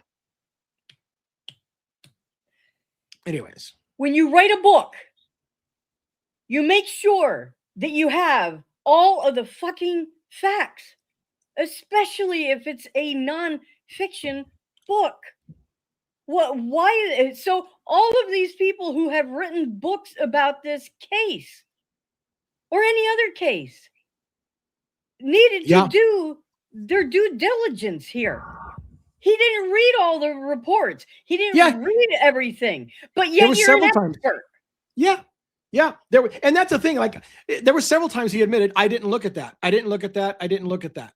And it's odd because, again, we have to keep in mind, he was brought in for cell phone analysis. He wasn't brought in to look at the entire case. You wrote a book about investigation. Right. And that was his argument. I'm a cop. I've done investigations for 30 years or I've been involved in law enforcement in some way or form for 30 years. So I know investigations. So while he might not have been brought into this case specifically for anything other than the cell phone data, he was giving lots of opinions about the case and the strength of it because he was in law enforcement. And he said, we in law enforcement, like he's still part of law enforcement. He laughed at YouTubers who are not forensics experts, but keep trying to come up with explanations about forensic stuff. We should stay in our own fucking lanes, essentially, because he laughed about all these YouTubers who aren't forensic experts giving their opinions about crime scenes. So what did he say? He said, he talked about seeing somebody on the Custody Queens show, and he heard someone on their show say that, we don't. Oh yeah, he said I saw somebody with you and the Custody Queens trying to suggest that it didn't happen when they said it happened, and he again angrily argued this murder happened when they say it happened. End of story. There is no evidence. He said he said it is nonsense There's no evidence that this happened at any other time than when they say it did. And he used Molly McMichael and the delivery of the DoorDash and the food being delivered, whatever, as proof that it happened and the text messages from the girls prove that murder happened exactly when they said it did. And it's nonsense. And there is no evidence that it happened at any other time than exactly when they said it happened. And this is what the part that bothers me most about all these experts, even these people who are kind of sort of whistleblowing and saying things were done wrong. They will not budge from the time frame is absolutely correct. And even one of the custody queens pushed back. Is the reason why you're adamant? This was awesome. Like, this was a ballsy thing to ask. Is the reason why you're adamant that the murders happened at that time is because you need it to match up with the car seen fleeing at 4:20? And he's like, well, yeah. Like, they admit the reason why they have to stick with the time frame is because that's when the car is seen leaving that they believe is the car that committed the murders. That's why they will not budge for the time frame, because the car we see leaving sets the time in motion. And Molly McMichael delivering the food, this is his argument. Molly McMichael delivering the food is proof that all the kids were still alive. There was no commotion going on, no screams going on. Everyone was alive so that sets a hard time. 4:00 in the morning, we know everybody was still alive. 4:20, we know they were all dead because the car seen speeding alive. Therefore, we know that the murders are set in stone. They happened right then. And anything else is nonsense, and there's no evidence whatsoever for it. Mm-hmm. And I hear that from everybody that's on the case. Everybody says it's idiotic to think that it happened at any other time. So what do they all know that we don't know? Because it seems like there is evidence that things may have happened outside that time window, but they think it's asinine because they have their guy, and that's the only time they can put him there. Right. And again, trust us, bro. Yeah. I'm going to write a book called Trust Us, Bro. I think it'd be great. When Kristen asked why the 8-hour delay in the 911 call, Cy Ray laughed at her. And he shook his head like, do we have to fucking keep dealing with this 8-hour thing? And then he went on to explain, these are victims. These are victims that were scared. They didn't know what they're doing. Did they make some poor choices? Sure. But I'm so fucking tired. His attitude was, I'm so fucking tired of hearing about the 8 hours. Yeah, it doesn't make a lot of sense, but they're scared. Cut them a break. They're innocent. And so that was scared, you call the cops. Yeah. And she even pushed back. Kristen even pushed back and she says, we will have to respectfully disagree that that's not suspicious. Well, it is. It certainly is unusual, but he definitely fell short of it. It doesn't mean anything about them having any involvement whatsoever. I see a bunch of Amanda stuff coming back. Oh my gosh, she's busy, isn't she? Yeah, I was checking out. She's questioning exactly when Cy was brought on, and I was doing the same thing, kind of. And what I'm getting is sometime between November 1st of 2023 and April 17th of 2024. So Cy Ray reiterated that people should not talk about this case unless they have the full data set. So I guess nobody in the public, the news shouldn't be reporting on the case. We shouldn't be talking about the case because nobody should talk unless you have all the data. Yet no one in the public ever gets all the data that the police have or the prosecution have. No one ever. So exactly. Does that mean news should never cover crimes? Because we shouldn't talk about it unless we have all the data? That's what it sounds like. And do they not think things through? No one should talk about crime or something like that because we don't have all the data, and you're not qualified to talk about something if you don't have all the data. Apparently, you're only allowed to talk about crime if you absolutely 120,000% agree with whatever the state's case. Right. Then you can talk all day long. Right. Because you're just stating the facts. Yeah. He stated again, the car fleeing the scene, it matches Brian's car perfectly. Then this is how he refers to Molly McMichael. We have someone who has nothing to gain and nothing to lose, who made contact with the house just before the murders.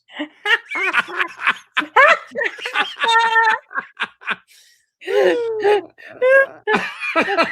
Thompson's friend. Are you talking about Bill Thompson's best buddy? I love that. We have someone who has nothing to gain. Molly McMichael. Wow. I thought that was funny myself. I'm glad you got to laugh at it because I laughed too. When I heard it, I laughed too. I was like, really, man?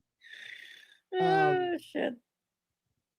anyways, one time he said, when we as law enforcement make decisions, and I just pointed out in my notes, he frequently refers to himself as law enforcement, when we in law enforcement. He told the girls when they talked about alternative suspect that he cannot talk to them about alternative suspects. But if he thought there was an alternative suspect, he wouldn't be quiet. So he said he does not believe there is any other person. Lots of follow-up was done, and he has seen nothing to suggest that anyone else is involved. So what he says, I won't talk about alternate suspects, but if I thought there was one, I would be talking. But I'm not talking because there's nobody else. Brian Kohberger is the only guy. There are no viable alternate suspects. Okay. And if there was, I'd be talking about it. When asked how they got Brian's name, so the girls were pushing back because he kept saying they already knew it was Brian Kohberger. And she's like, so how did they get his name? And he smiled. The smile on his face was hilarious. It said so much. It was like a joke to him. Like, How did they get his name? And he just said, it's all out there. No, it's not out there. No. We have never seen how they got his name other than through the IGG. It's not out there. Unless he's thinking everyone has missed. Everyone, all the internet sleuths out there are missing something that's been right in front of our face the whole time. And it's possible. Are they all laughing at us because there's been a piece of information we all just didn't read and it's been there the whole time and we just didn't catch it? Maybe. Then he went on a little bit about a podcaster talking about the four brothers that Othram Labs identified. He didn't say who he saw, but he saw some podcaster talking about the four brothers. And he wanted to reiterate, those four brothers are related to Brian Kohberger. But he said, devil's in the details, they're very, very distant cousins, or very, very distantly related to Brian Kohberger. And which is what I said. If you go far enough up a fucking family tree, we all connect somewhere at the top up there, especially if you believe in the idea that we all came from Adam and Eve, right? We're all eventually going to go to the same place. Let's put aside theological thing. The point being is that the further up the tree you go, the more likely you start coming closer and closer. So what they said, and I was the devil in the details and keep bitching about this, they took the four brothers and they worked up a family tree until they found a line they could jump over and come back down to Brian Kohberger, and that's how they got Brian Kohberger. And Ron from the Custody Queens pushed back and said, the further you have to go up to make that match, it widens the pool of potential suspects. So isn't Brian Kohberger just one of a whole crap ton of people in that pool? Well, yeah, but they had Brian Kohberger's DNA at the scene. So it's just double speak and fuckery the whole time, in my opinion. Watch, I'm going to get sued by these people. They're going to say that somehow I misstated one thing they said, and I'm going to get sued for this, right? I'm just giving my opinion of what I heard being said. So he said that they developed the DNA and told Moscow Police Department that it was BK, but told them they mean the FBI. So Cy said the FBI developed the DNA and told Moscow that it was Brian Kohberger they should be looking at, but told them you can't use this DNA. It is Brian Kohberger, wink, wink, nod, nod, trust us, bro, that is the guy, but you cannot use it, which is why I told people they weren't going to use it at trial. They were told not to use it. Go do real detective work because you can't use this tip. It is Brian Kohberger, tip, but you can't use it. They told him that. Flat out, you can't use this at trial. He reiterate. Yeah, go ahead. Which is just a great way to say, just reverse engineer it. It's okay. Right. And so he did say once they were given Brian Kohberger's name, and then they got Brian Kohberger's DNA, and then they tested it to the knife sheath, it was 100% match. So it was, without question, Brian Kohberger's DNA, but they didn't know to test Brian Kohberger to it until the FBI said, it's a tip, trust us, it's his blood. And then they tested it and went, sure enough, it's his blood on the knife sheath. Now, and the girls, by the way, brought up chain of custody problems. There's days during the chain of custody on that knife sheath where we don't know where it went. And you know what he said? I haven't seen that. I haven't seen those documents that said that they lost chain of custody. So how much did Cy see and he didn't see? I didn't see that, he said. The three experts that two experts and an author. He's an expert, Christopher Whitcomb. I don't believe that they have. If you put the three of them together, do they know as much as the rest of us do sometimes? So, and I don't want to defend this point. Cy Ray said that they had Brian Koberger's car nailed down by December 19th. He made a statement that they right away identified the correct car, and the girls pushed back and said they changed the description of the car several times, widening the years until they got to Brian Koberger. He kind of didn't sound like he knew that. He kind of get this weird look on his face, and then he said, well, I believe that they already had his license. And if you look, if you do enough digging, you're going to find that but before the 19th, they already knew it was Brian Koberger's car. So I won't even have to explain that logic because I don't understand. He's seen documents I haven't seen. And if I had seen it all, I should stop talking because I haven't seen what he saw, but,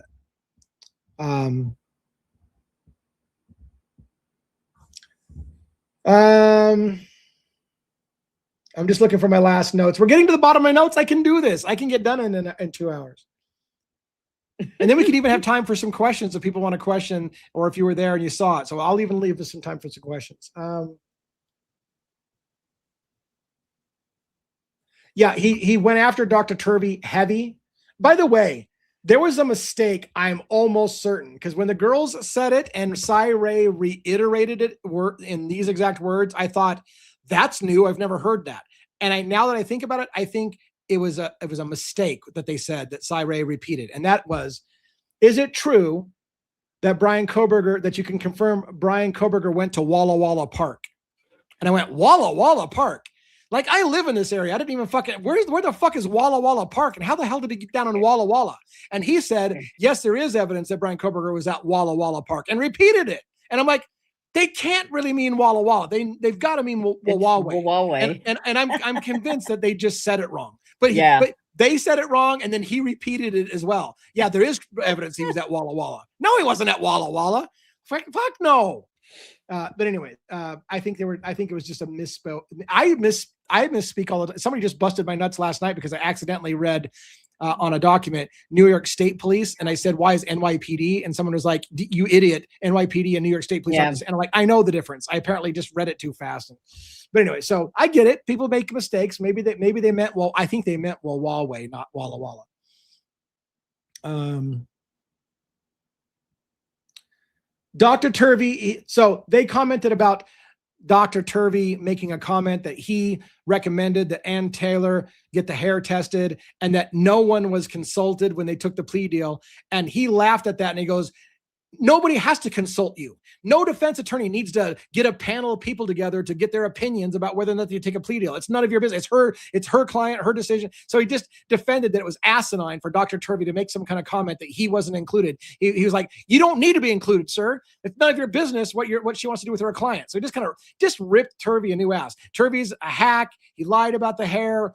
When you guys see the autopsy photos, you're going to see that was wrong. His credibility shot. He doesn't have a right to see shit. He doesn't have the right to be involved in the conversation. Nobody should be listening to the guy. His credibility is shot. So yeah, they're all over Turvey. They don't like him at all.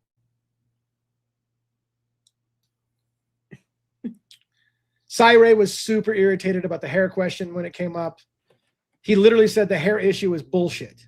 Turvey was wrong. It isn't true. A hair that looks like Xana is in the blood, and it's not a clump. Did we not see a clump of hair on the floor? We've seen the autopsy photos, and there's a huge clump of hair on the floor, and there's a lot of hair stuck to the frame. I've seen those photos, but he's telling us, no, there's one hair. You only see one hair. I've seen more than one hair myself. Anyways. Yep, I know. So he says, when the autopsy photos get released, he said that, when the autopsy photos get released, how is it going to get released? It's illegal to do so. They won't. And he says the day that the photos get released, again, like he thinks it's happening, the day the photos get released, Turvey's credibility is going to be shot. But how can they get released? I don't know. Maybe there's another mechanism that can come out in the public. Maybe he knows something we don't know, and it's going to get leaked. Maybe TMZ is going to break new groundbreaking autopsy photos that has never been seen before because they got it. I wouldn't be surprised. He did reiterate that the hair that was in the bed with Maddie and Kaylee is their own hair. It's not another person's hair. It's Kaylee and Maddie's hair. So as he said, you would expect to see if they were fighting for their lives and getting beat to hell and stabbed. Their own hair would come out in clumps and whatever. And so he says that hair is not somebody else's, it's their hair. Yeah. And it was blonde hair, according to Turvey. It was not brunette. I think the clump of hair was brunette in the bed with Yeah. the two blonde girls. Yeah. Right. But I'm saying, as far as Ethan, it was said that was a brunette blonde. hair. Yeah. Oh, blonde. Yeah. It was a blonde, Turvey said blondish. blonde. Blondish. Yeah. But he says it matches Xana's hair, which is dark. So again, like you said, can we just get somebody to tell the truth? Like, can we all line you up and say, okay, I want the straight story out of you assholes. We're going to get both of you guys together and somebody tell the fucking truth. Stand right in front of me and tell the truth. Right. Just tell the truth. I feel like I need to close with that song. Yeah, there you go. He reiterated again towards the end of the interview. The bottom line is Brian Koberger is very likely did this. He is the best candidate. We're all insane to keep insisting that somebody else could have done it. The evidence shows that BK did it. Kaylee and Maddie were attacked first, and their blood was transferred to the second floor into Ethan and Xana's room. The blood is very straightforward in this case. The third floor was first attacked and then the second. And he added this little gem to close. When the judge, Hippler, promoted the idea that they should look for a plea deal, that's when they both agreed to a plea deal. I didn't know it was Hippler's idea to do the plea deal. I thought Hippler was a little irritated that the plea deal came in. He even said that the plea deal took him by surprise and he was prepared to go to trial. What I heard Hippler say was he was surprised by the last minute plea deal and was preparing for trial. And now they're saying when Hippler proposed that they'd work out a plea deal, they did so. I didn't realize that was something a judge was supposed to get involved in. Yeah. And then the last thing he said, maybe I am misinformed, but I didn't realize. No, I didn't think that was I didn't think that was his. And what is that the point? Look, you guys are going to lose this case, so you better come up with a plea deal right now because you're going to lose this case if it goes to trial. Or is it protecting the system? Hey, look, if America realizes how much we did illegally in this case, we're all fucked. So you guys better come to an agreement and save the judicial system the headache of having to expose all the bullshit that happened here. I don't know. But anyways, he ended with the thought that he feels absolutely horrible for the families who have to deal with all our bullshit on YouTube, talking about this case and running their families through the mud and bringing up questions. He feels absolutely horrible for the victims, again, because we're all pieces of shit for talking about this case, essentially. So that's my interpretation of Cy Ray's interview with the custody queens. I do recommend you watch it yourself.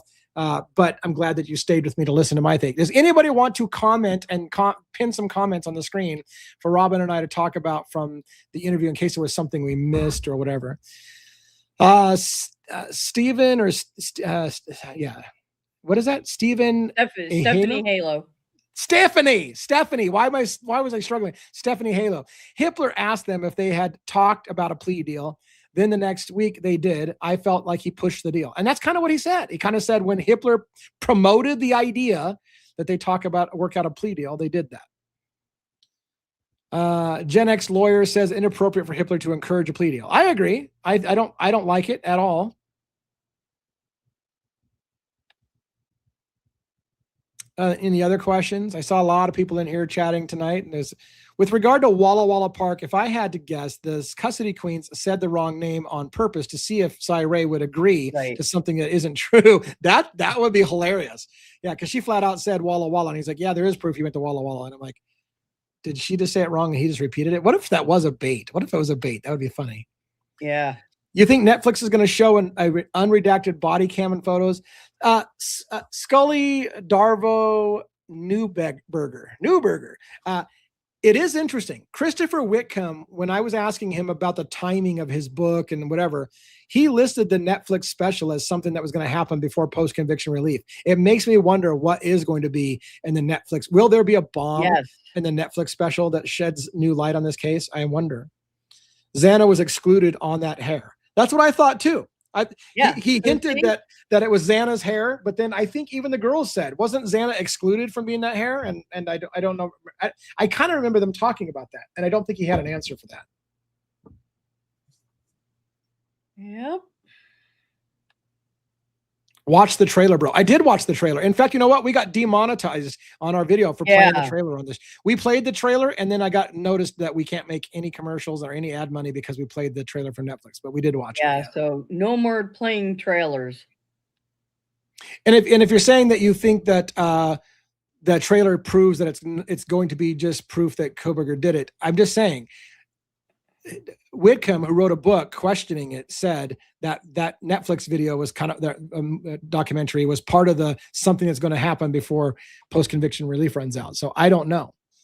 It does look like it's going to be another hit piece. They got family members on there and cops, got Dallinger on there, got Christy Gonzalez, of course. So it looks like it's going to be another hit piece, but we'll see. How about Psy's top 5 pieces of evidence? They were bullshit. Yeah, I remember them asking. They asked if you had to list your top 5 things that prove Bryan Kohberger was guilty. I don't remember what he listed, but it was half-ass shit. It was just not. It was one of those. Trust me, bro. If you saw what I saw, you would know he's guilty. But it was basically his DNA was at the crime scene. You know, it was all the pillars of the case. I think his DNA was at the crime scene. That's number one. He had the motive and the opportunity and the method to do so, blah, blah, blah. Just like, what? Because Thompson had nothing on Bryan to convict him, that's why Hippler consulted Thompson. Yeah, I tend to feel, and look, even Cy Ray kind of couched it that way. The prosecution knew they were in trouble going to trial because IGG could toss out the entire case. But the defense knew they were in trouble because if it didn't get tossed out and it went to trial, overwhelming evidence would have come out that Bryan Kohberger's guilt, things that we haven't even seen. And so in his opinion, both sides wanted the plea deal because both sides felt that they could lose at trial. So it was in their best interest to take a plea because then they both win. Prosecution wins because they put him away. Defense wins because they got death penalty removed, and everybody wins and everybody's happy, and the justice system can look like they won. And it was going to be a shit show if it had gone to trial. And it would have been a 50-50 coin toss on who would have won. It all would have been come down to whether or not the DNA evidence was allowed to be admissible. Netflix is July 29th. So we'll see what happens there. Pretty much agree. A good candidate compared to whom? And candidate is not an appropriate word for this situation. Right. K-Bass. What is that? He's a good candidate. For what? For somebody you want to go down for this crime? Look, we're looking for somebody that committed the crime. He's a good candidate. That's what it sounds like. He's a good candidate. He's a better candidate than anybody else. So let's go with him. He's a better candidate. We want somebody for this crime. Who's the best candidate? That guy. Okay. Ask Steve and he will tell you the motive. Yeah, he was stalking. Steve said that Bryan Kohberger was stalking the girls. Even Cy Ray again said he was not stalking the girls. Bill Thompson said he was not stalking the girls. But Steve Gonzalez will repeatedly tell us, we know for a fact he was stalking those girls 23 times because his phone pinged off the cell tower that services the house at 1122 King Road residence, proving that he was stalking the girls. And another weird thing was when he was asked, when did Xana and Ethan get, what was their timeline? And he was extremely vague and said, well, we know they were home before the murder. Yes. Yeah. What? Yeah. Yeah. I know. Why aren't we allowed to know when they got home? Right. Yeah. They said, exactly. And all he basically said was, we know that they were at the house before the murders took place. So, okay. Thank you, Lab, for becoming a new member on YouTube. Thank you so much. Appreciate that. I feel bad that you subscribed to my channel because we're all assholes for talking about a case that we have no business talking about because we haven't seen all the evidence and we should shut the fuck up. But thank you for becoming a member. That was sarcasm, and I hope you realize that. And just real quick, thank you to all of you guys who are putting night, Truth jewels. Yeah, good night. Yeah. Thank you very much. He was, or she, they were one of them that had left a little jewel. So thank you guys for doing that. I've been seeing them. Yeah.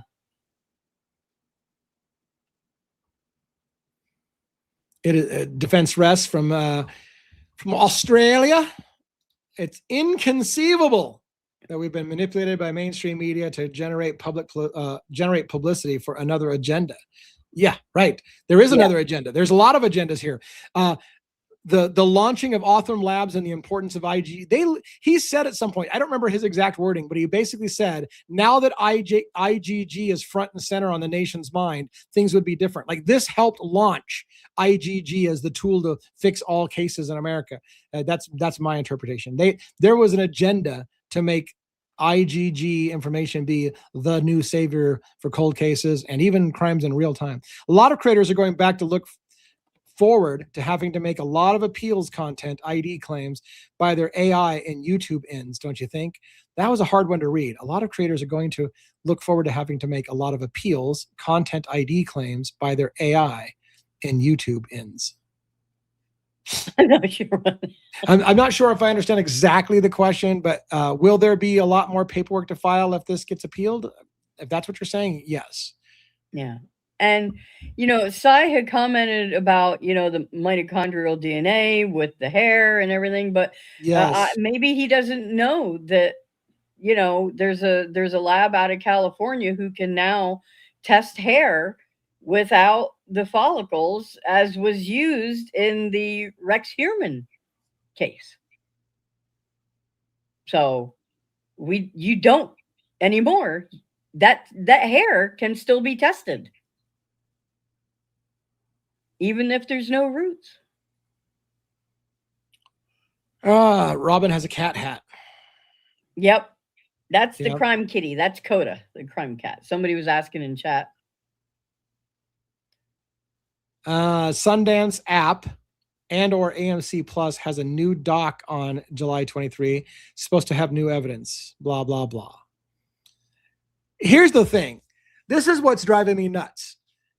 I know two things are happening in the true crime community right now. A lot of people, including myself, are getting Idaho 4 fatigue. We've been talking and screaming and ranting for fucking years, and nothing fundamentally has happened. And yet we keep teasing. It sounds like something's going to happen. I mean, even Cy Ray today multiple times says the defense is going to have another bite at this apple, and that Brian Koberger is guilty and he may walk. So it sounds to me like Cy Ray is in the know. It sounds, but people could be talking out their ass, including him. He could be talking out his ass, but it sounds like he's in the know, that he knows an appeal is coming. And he even stated on what grounds. Ann Taylor, on public record, said, I cannot effectively defend my client, which is exactly the PCR ruling that says ineffective assistance of counsel. My attorney said that she couldn't effectively defend me. Therefore, I'm filing ineffective assistance of counsel. And is that still coming? It sure sounds like it is. I know we're running out of time, but it sure sounds like it's coming. And he even hinted, Ann Taylor would want to have, he said, I can't remember his wording. He said the same thing I said. I said this several times. If it were me, I might wait to the last minute to file my PCR, because I would want to have all the evidence I can gather. He actually said, Cy Ray said something like that. Ann Taylor is taking all the time she can to gather the information. That he was hinting that the very thing I said. They are going to file post-conviction relief, but they're going to take every minute they can to get all the info that they can while they've got time. They bought time with the plea deal. That's what they did. They bought time with the plea deal. By her having her client. And look, is it possible? People need to understand this. If Ann Taylor knew that she didn't have time to properly defend her client, she knew that they were going to try to execute him. If she lost, he would lose his life. But if he pleads guilty, they've got appeals all day long, and she knows it. And so would she say, Brian, here's the conversation. Brian, do you have the balls to get up there and admit to something that you didn't do, because you have to do it for us to get more time to get you off on this? Like, you literally will have to admit to something you didn't do and say, yes, I went into that house that night. Yes, I intended to kill all these people. Yes, I did it. If you can do that with a straight face, then you'll buy me time and we'll appeal this, and we have a really good chance on appeal. Could she have done that? And could he have done that? Or is that crazy? And no one pleads guilty to something they didn't do. You could never get me to plead guilty to something I didn't do. But maybe he's not like you and me. Maybe he's not built like you and me. Maybe he's okay with, I don't give a fuck what people think about me. If you need a little bit more time, I'll say I did it. Whatever I need to do, I need more time. Like maybe he's just a matter of fact kind of guy and he doesn't care what you all think about him. That's possible. Bebe says, Cy could have chose any other case where he didn't believe that the defendant was guilty to prove a point. He didn't have to testify for Brian. He could have just shut the fuck up. Why help someone you think is guilty? It's a great question. It's a great question. To be honest with you, I don't have the answer. He stated, here's what I think. I think it got personal for Cy Ray. I think Cy Ray was shown something by law enforcement. He saw that and went, wait a minute, that can't be, that's not the whole story. And maybe somebody told him, you're full of shit, Cy Ray, and you're a liar. And then he got personal and go, well, fuck you. I'll go prove it. I know I'm not lying. You guys lied about this. And then when Hitler made it personal and basically said, I'm not going to listen to conspiracy theories on Cy Ray, then it got really personal. And he wrote a fucking book and he's going on a rampage and he's pissed. So is it possible that you got to Cy Ray's ego? Like you challenged his ego. You called him a liar and he knows he's not a liar. So he's like, this one time I'm going to bat on this because I'm not lying. And I won't have to stand for you calling me a liar, suggesting that it's conspiracy theory when I know damn well that you're the one that's lying. So maybe it's just personal. I don't know. Sam, Kristen, and Ron did well. I would have went off on the interview and would have been over in 5 minutes. Cy would have left the stage. Yeah. See, look, I want to defend myself a little bit like that. People busted my balls because they thought that I soft pedaled Christopher Whitcomb. You got to keep the person talking or you're going to lose them. If you just jump down their throat and you're a fucking liar, there goes your interview. You're right. They're just going to shut off the camera. There's an art form to keeping someone talking about something without ending the interview. And that's a skill. So you're right. Some people would have probably blown that interview. They did a great job with that interview. I think they did a great job with the interview. Yeah.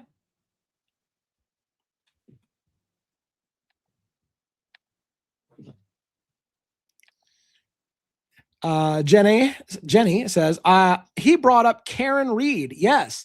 Saying that Celebrite had proved the hours long. Wait, the hour long to die was proven. It certainly was not. Shows his bias. Yeah. I caught that too. He was basically saying that something in the Karen Reed case was proven to be wrong in the case. And several people were disagreeing. I didn't watch the Karen Reed case enough to know, but a lot of people took issue with his statement. He made some kind of statement that they got something wrong in the Karen Reed case. And people were like, no, they didn't fucking get it wrong. So I caught that too, that people were freaking out about him saying that.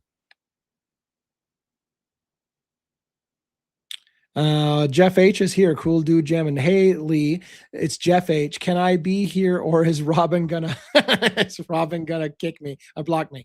Well, look, Jeff, when we started, Robin said, I'm in no mood. If Jeff opens his mouth tonight, he's gone. But you're still here, so consider your blessings. Hey, as long, Jeff, you're your own worst enemy. Right. There are nights when you are very respectful and you can be just fine. And then, I don't know, you get a bug up your ass or something. And, so when the chat starts complaining about you, I'm sorry. We want to focus on the content and not on, right. arguing What in we the don't, chat. yeah, what we don't want is our audience just spending all their time fighting with you. That's all. Right. That's all. Right. Anyways, any other comments, questions before we wrap up? I need to wrap up in about 2 or 3 minutes. Robin, this has been a lot of fun. I appreciate you letting me talk and do all the talking tonight because I had a lot of notes as you saw. Mm-hmm. That's okay. Hey, I said my piece when I was ready. Yeah. The biggest thing for me is don't be a dick. Don't be a duck. I'm a dick. Yeah, don't be a duck. But the biggest thing for me is that it is very sad that here we are this long out from these heinous murders, and these 4 young people are not going to get the justice that they deserve. They're not. And that is very, very tragic to me. Yes, I agree. And we're not trying to be disrespectful to the families at all. We're trying to get so. Not and at Panda all. Hug says that now it's time to go through Robin's notes. We don't have that fucking kind of time. Like, We'll do that another time. Friday night, tomorrow night on Friday Night Fuckery, I plan to have the panel, hopefully including 1-1. I hope he can make it tomorrow night, but maybe Dago as well. And maybe Kathy's Indie Zone and maybe the Sarge and people who've come up before can come join us on panel, and we'll all talk about it after you guys all had time to go watch it. So I recommend you go watch the Custody Queens interview, which was great. It will make you mad. So maybe you don't want to watch. I feel like I will tell you this. If you don't want to watch it, I feel like I did a pretty good job breaking down the major key points. But if you want to hear it from the horse's mouth, then go watch another 3.5 hours.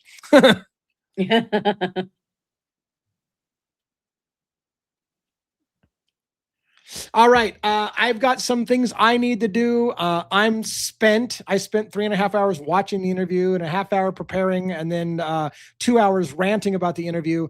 That's like a whole business day of me just on this one interview. So I think it's time for me to take a break. There you go.